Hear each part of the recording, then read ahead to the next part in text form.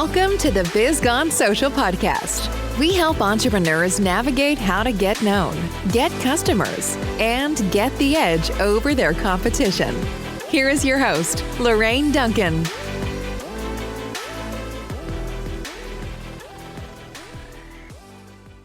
So here we are on the Biz Gone Social podcast, and I am so glad to be here. And my promise to you, as always, is I want to give you a little bit of verbal caffeine that's going to energize your business and your social media marketing and help you stay social.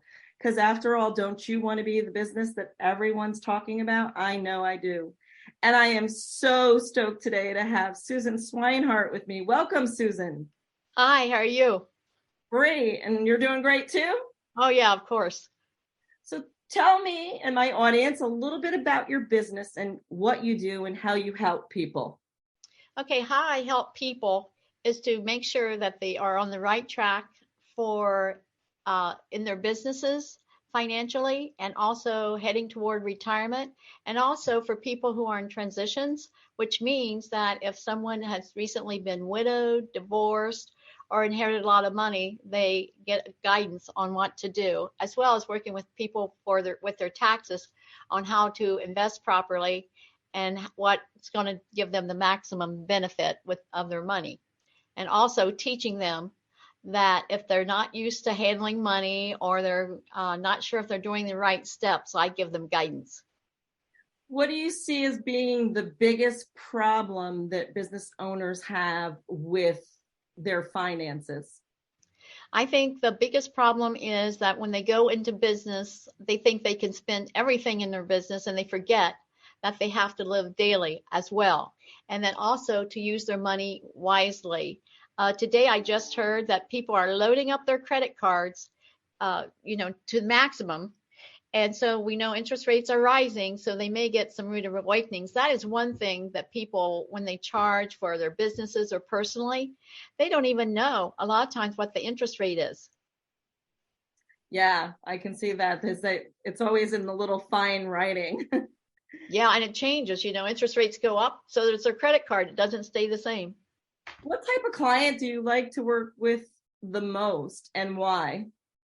I like to help people focusing on retirement, and I also like to help women because a lot of times women think that they aren't really qualified when actually they are, meaning they can take care of their finances, but they, for some reason, I think it's kind of a historical thing where they're into busy other things, and historically a lot of people have raised the kids, had the job, and if their spouse has been ready, willing, and able to take care of the finances, they, oh, forget it. And then I have people, when the husband dies, like last year I had a woman who'd never written a check, and she was in her 70s.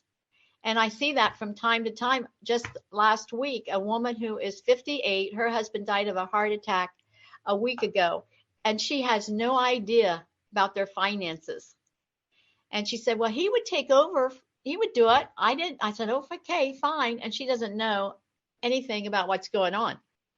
Wow. So, Wow. Yeah. And I know so many people, like my mom, for instance, she never handled any of the finances. So it was going to be very interesting. I remember she could sign checks. I remember I used to write out the check and she would sign the check. So I totally get that.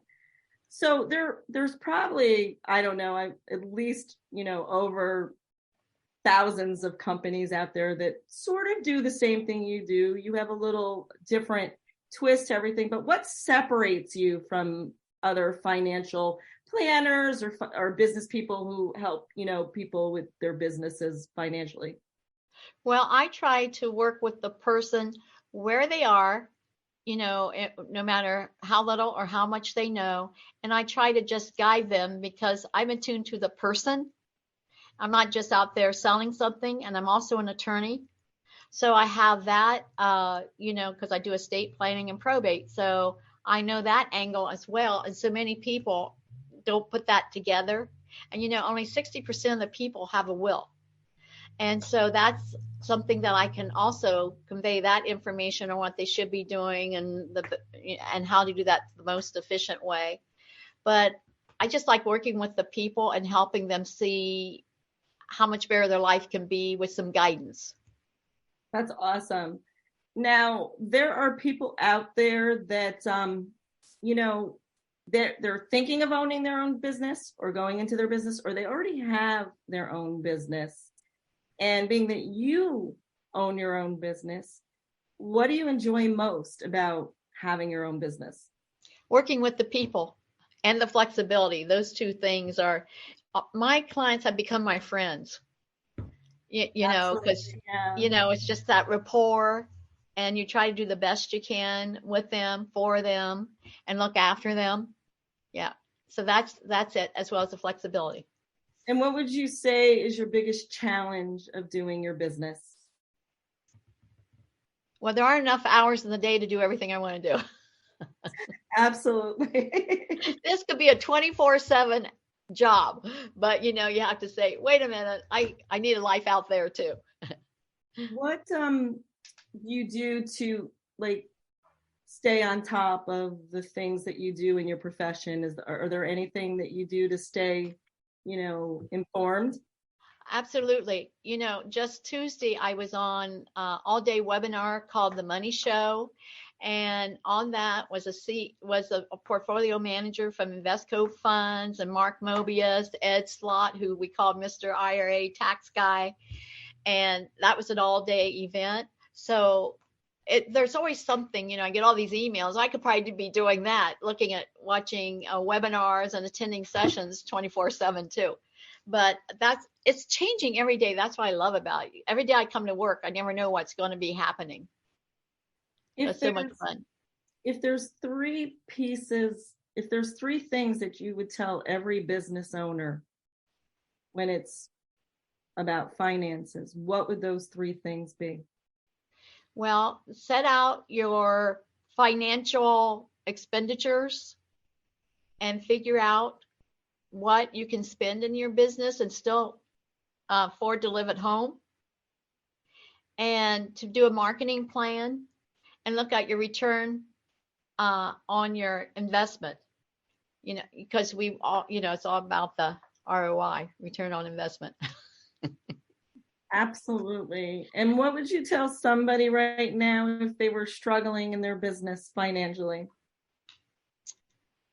Go to a financial advisor and have them look at where you are, what you're doing, because sometimes we can see things that the person who's in it doesn't see. And we just tweak a thing, or just have, with the information we have, we can often just help people with their situation, because we know the whole realm of everything. And we can just look at their expenses and often say where they can cut out, or where they need to spend a different portion of money in a certain allocation in a certain area.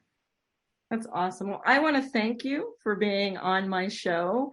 And if somebody needed to get in touch with you, how would they do that?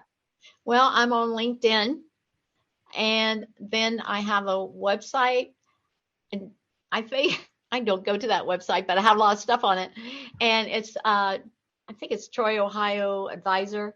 I can give that to you, and you can put it on your. Yeah, that's exactly what I'll do. Yeah. So again, I want to just thank you, and everyone, until next week, I will see you soon. Bye. Thanks for listening to the Biz Gone Social podcast.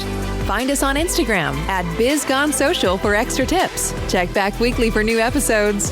Until next time, stay social.